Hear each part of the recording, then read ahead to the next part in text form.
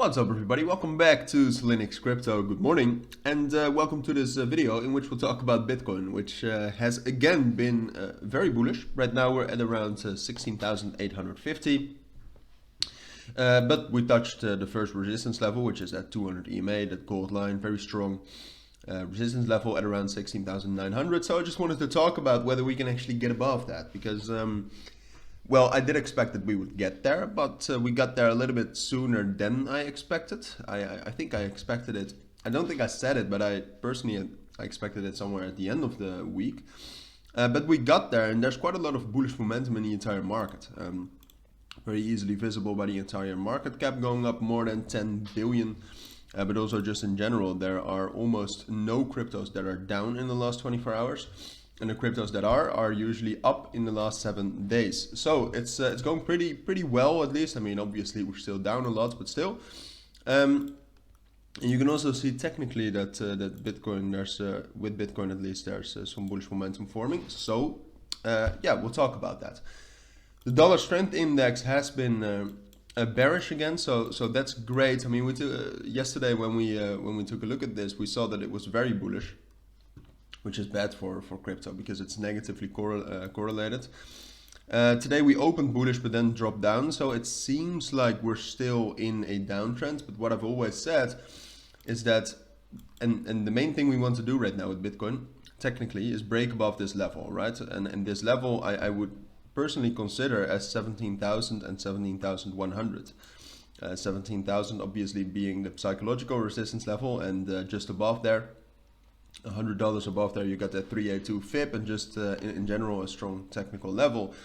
So we want to break above that, and what I've always said is that in order for us to do that, we need to continue this downtrend.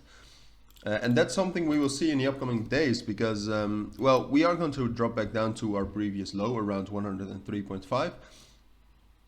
But then the thing we need to see is whether we are actually turning this into a consolidation, so something like this, or that we can actually continue the downtrend.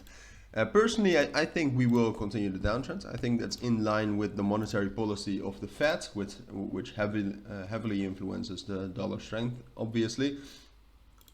So I think we'll continue this drop, and with that, I also think, as you can see, that while we're dropping, we can do something like this somewhere in the next, well, let's be conservative, in the next 9 days, right?